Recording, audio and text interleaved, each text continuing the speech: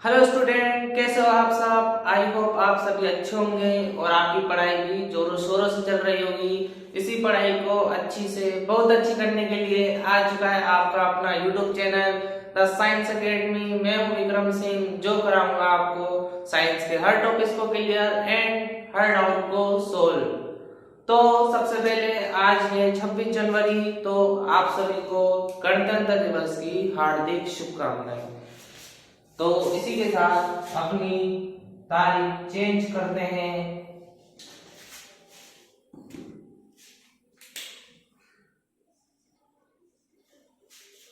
ठीक है, तो आज क्या है, आज है गणतंत्र दिवस। आधे से ज्यादा बच्चों को पता होगा कि गणतंत्र दिवस या रिपब्लिक डे क्या होता है। तो अगर नहीं पता हो तो मैं बता दूं कि आज के दिन क्या हुआ था। आज हुआ था हमारा संविधान लागू। वह संविधान कि जिसके अंदर हम सब सुरक्षित हैं और जिसके कानून के आधार पर हम सभी भारत में रहते हैं। ठीक है, तो वही सब कानून, वही सब मौलिक अधिकार आज ही के दिन लागू हुए थे। तो इसलिए आज के दिन को बोला जाता है गणतंत्र दिवस। तो गणतंत्र दिवस के साथ साथ आज है बसंत पंचमी, माँ सरस्वती का दिन। तो माँ सरस्वती देवी का नाम लेकर के शुरू करते हैं अपना आज का लेक्चर, क्लास 7 का चैप्टर नंबर 4, जिसका नाम है ऊष्मा। तो नाम आपके सामने है, मतलब आपको पता है, मैंने लास्ट क्लास में आपको समझा दिया ऊष्मा क्या होती है, कैसे उत्पन्न होती है, गर्म तथा ठंडे पदार्थ क्या होते हैं। फिर उसके बाद अपन ने क्या पढ़ा, उसके बाद अपन ने पढ़ा कि ऊष्मा होती है उसका मापन हम कैसे करते हैं। एंड देन फिर उसके बाद हमने पढ़ा था कि थर्मामीटर क्या होता है एंड डॉक्टरी थर्मामीटर क्या होता है। उसके बाद कल जो लास्ट टॉपिक था वो अपन ने पढ़ा है ऊष्मा का स्थानांतरण, ट्रांसफर ऑफ हीट। ठीक है, तो ऊष्मा का स्थानांतरण क्या होता है, हम कह सकते हैं कि ऊष्मा सदैव गर्म से ठंडे की ओर प्रवाहित होती है। ठीक है, तो ये होता है ऊष्मा का स्थानांतरण। मैंने समझाया था, आई होप आपको समझ में भी आया होगा। तो आपके लिए एक प्रॉब्लम का सॉल्यूशन तो ये हो गया है कि आपको यहाँ पे जो डार्क गोला गोला दिखता होगा, लाइट का रिफ्लेक्शन पड़ता था, वो अपन ने खत्म कर दिया है बिल्कुल अच्छे तरीके से। तो आज से क्या होगा, आपके सामने जो भी यहाँ पे गोला जो दिखता था वो आप नहीं दिखेगा। तो कमेंट में करके बताना कि अभी भी कोई रिफ्लेक्शन है कहीं से या फिर सब क्लियर है। ठीक है, तो अपन आज का जो टॉपिक है उसकी चर्चा कर लेते हैं कि आज का टॉपिक क्या है। ठीक, अपन आज पढ़ने वाले हैं ऊष्मा के स्थानांतरण की कुछ विधियां। ठीक है, क्या पढ़ने वाले हैं कि ऊष्मा का जो स्थानांतरण होता है वो किस किस विधियों से होता है। ठीक, तो सबसे पहली जो विधि आती है वो होती है चालन। क्या होती है, चालन। कि चालन क्या होता है कि अगर कोई सीधी रोड है या कोई भी सीधा कोई भी अगर अपन कह सकते हैं वस्तु है, तो उसमें जो चालन की विधि होगी, अगर अपन ऊष्मा प्रवाहित करेंगे तो इस कोने से इस कोने तक वो किस तरह से प्रवाहित हो रही है, वो विधि कहलाती है चालन। ठीक है, दूसरी विधि होती है अपने संवहन। ठीक, क्या होता है, संवहन। ठीक है, ऊष्मा सदैव क्या करती है, गर्म से ठंडे की ओर बहती है। ठीक, संवहन में भी कुछ ऐसा ही होता है लेकिन कुछ अलग तरीके से होता है। उसमें क्या होता है, उसमें कुछ अलग तरीके से आपको देखने को मिलेगा। विधि जो होती है संवहन की कुछ अलग तरीके से होती है। जो ऊष्मा होती है वो धीरे धीरे करके अपना स्थान ग्रहण करती है। ठीक है, तीसरा होता है विकिरण। ठीक, प्रकाश की किरण और विकिरण की जो विकिरण होती है वो किस तरह से क्या करती है, हमें ऊष्मा प्रदान करती है। तो तीन विधि होती है, चालन, संवहन और विकिरण। हम इसी के बारे में आज हमसे जितना हो पाएगा क्लास में वो सब डिस्कस करेंगे और अच्छे तरीके से समझेंगे। ठीक, तो सबसे पहले हेडिंग डालेंगे अपन ऊष्मा के स्थानांतरण की विधियां। क्या है, ऊष्मा स्थानांतरण, ऊष्मा स्थानांतरण की विधियां। ठीक है, क्या लिखा है मैंने, ऊष्मा स्थानांतरण की विधियां। तो कौन कौन सी विधियां होती है, सबसे पहली होती है अपने चालन। ठीक है, क्या होती है? चालन। दूसरा अपना होता है संवहन। क्या है? संवहन। तीसरा अपना होता है विकिरण। क्या है? विकिरण। ठीक, तो ये अपनी विधियां होती है ऊष्मा के स्थानांतरण की। ठीक है, तो ये से नोट करो कि कौन कौन सी वो विधियां होती है। तो इसके बाद अपना अपन पहली जो विधि होगी चालन, उसके बारे में डिस्कस करेंगे। ठीक है, तो पहले इसको नोट करो।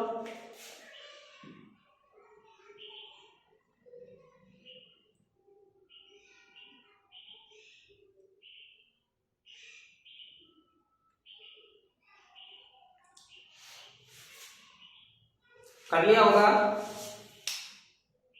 तो चालन क्या होता है पहले समझ लेते हैं कि किसी पदार्थ में से, ठीक है, किसी पदार्थ में से ऊष्मा का एक स्थान से दूसरे स्थान तक पहुंचना वह कहलाता है चालन। या अपन कह सकते हैं किसी पदार्थ में से एक सिरे से दूसरे सिरे तक ऊष्मा का स्थानांतरण, ठीक, वह क्या कहलाता है? चालन। ठीक है, चालन क्या हो रहा है? चालन का मतलब होता है चलना।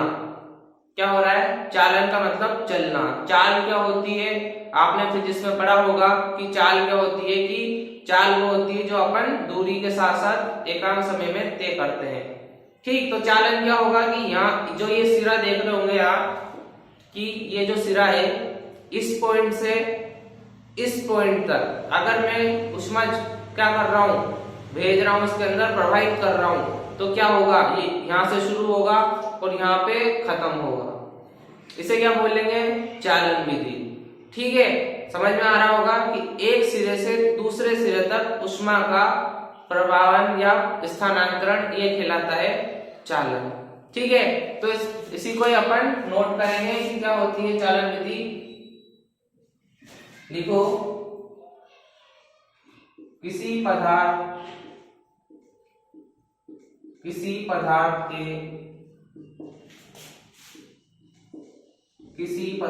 के एक सिरे से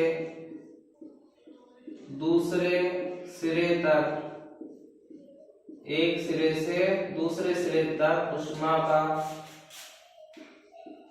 क्या हो रहा है? ऊष्मा का हो रहा है यहाँ पे स्थानांतरण। एक सिरे से दूसरे सिरे तक ऊष्मा का स्थानांतरण क्या कहलाता है? चालन कहलाता है। क्या हो रहा है कि किसी पदार्थ के एक सिरे से दूसरे सिरे तक ऊष्मा का अगर स्थानांतरण होता है तो वह किस में होता है? वो चालन विधि में होता है। ठीक है, क्या होता है कि किसी पदार्थ के एक सिरे से दूसरे सिरे तक अगर ऊष्मा का स्थानांतरण हो रहा है तो वो किस विधि में हो रहा है? वो चालन विधि में हो रहा है। ठीक है, तो इसे नोट करो। फिर उसके बाद अपन पढ़ेंगे चालक। इसी के अंदर है इस विधि में अगला चालक। क्या है? चालक। तो चालक क्या होता है? जो ये मैंने लिखा है ना, ये क्या लिखा है मैंने? पदार्थ। ठीक, तो यही पदार्थ क्या कहलाते हैं? चालक कहलाते हैं। कहने का मतलब ये है कि वह पदार्थ जो अपने में से ऊष्मा का स्थानांतरण आसानी से होने देते हैं वह कहलाते हैं चालक। ठीक, क्या होते हैं चालक? कि वह पदार्थ जो अपने में से होकर, ठीक है, वह पदार्थ जो अपने में से होकर क्या कर रहे हैं? ऊष्मा का स्थानांतरण होने दे रहे हैं, वह कहलाते हैं चालक पदार्थ। ठीक है, जैसे मैं बोलूं आपको, एक एग्जांपल के तौर पे मैं बोलूं कि ये क्या है? ये आयरन की रोड है। सपोज करना कि ये क्या है? ये क्या है? ये आयरन की रोड है। ठीक, क्या है? ये आयरन की रोड है। तो क्या है? आयरन को इंग्लिश में क्या, हिंदी में क्या बोलते हैं? लोहा बोलते हैं। ठीक, तो क्या है? ये आयरन है। ये क्या है? ऊष्मा का चालक होता है। ठीक है, ये क्या करेगा, ऊष्मा को प्रवाहित होने देगा। ठीक, होने देगा नहीं होने देगा, ऊष्मा को प्रवाहित होने देगा ये, कि एक सिरे से दूसरे सिरे तक अगर अपन ऊष्मा अगर इसमें भेजेंगे तो आसानी से फ्लो कर जाएगी। ठीक है, तो ये क्या हुआ है, ऊष्मा का चालक। ठीक है, या चालक पदार्थ। ठीक, अगर मैं आपको इसके अपोजिट अगर एग्जांपल दूं तो सपोज क्या करना, दिस इज अ प्लास्टिक। क्या है ये प्लास्टिक का पदार्थ है।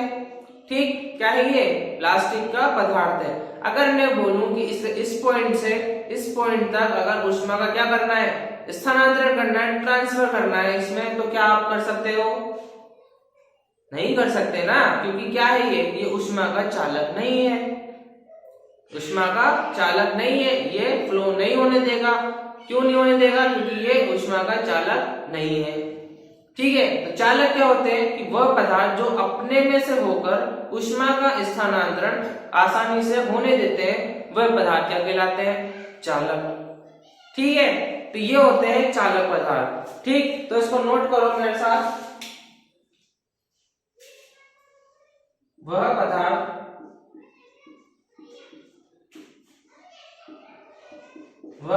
जो अपने में से होकर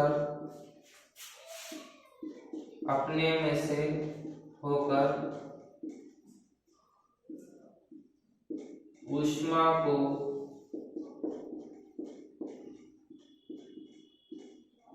आसानी से प्रवाहित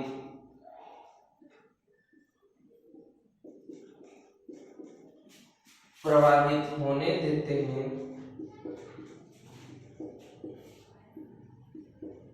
वे पदार्थ चालक कहलाते हैं।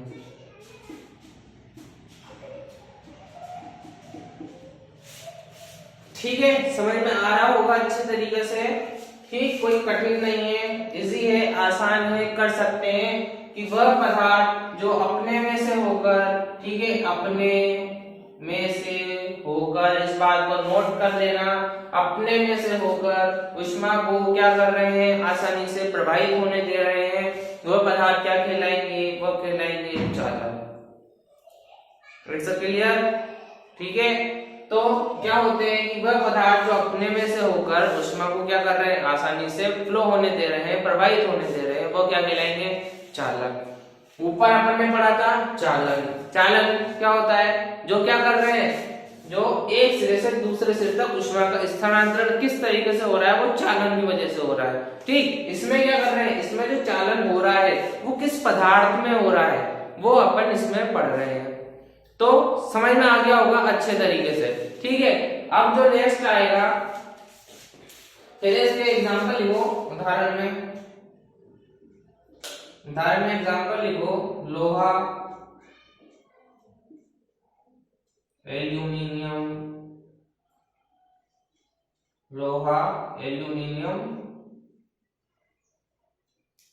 कॉपर। ठीक है, सही है ना। ये क्या है, ये वह पदार्थ है जो ऊष्मा को अपने में से होकर जाने देते हैं। ठीक है, अपने में से होकर जाने देते हैं, ये वह पदार्थ है। भले वो लोहा हुआ, आपने देखा होगा, एल्यूमिनियम हुई, उसमें से भी इलेक्ट्रिसिटी फ्लो होती है। तो उसके बाद क्या हुआ, कॉपर हुआ, कॉपर के तार आपने देखे होंगे जिसमें से इलेक्ट्रिसिटी फ्लो होती है। ठीक है, अब जो नेक्स्ट हेडिंग आएगी वो होती है अपने कुचालक। क्या होती है, कुचालक।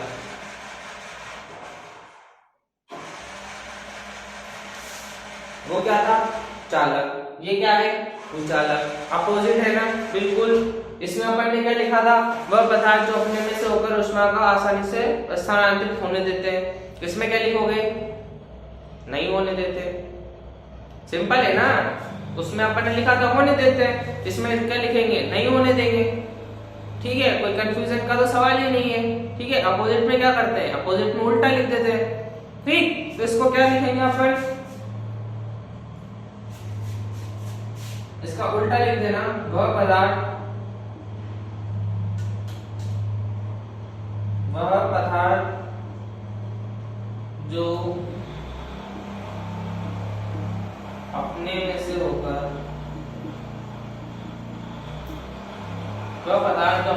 होकर ऊष्मा को प्रवाहित नहीं होने देते कुचालक कहलाते हैं। क्या कहलाते हैं? कुचालक कहलाते हैं। जस्ट अपोजिट है ये चालक का। वहां क्या लिखा था? ऊष्मा को प्रवाहित होने दे रहे हैं। यहाँ क्या लिख रहा है? ऊष्मा को प्रवाहित नहीं होने देते। ठीक है, उदाहरण देखो इसके। प्लास्टिक तथा लकड़ी। क्या लिखोगे?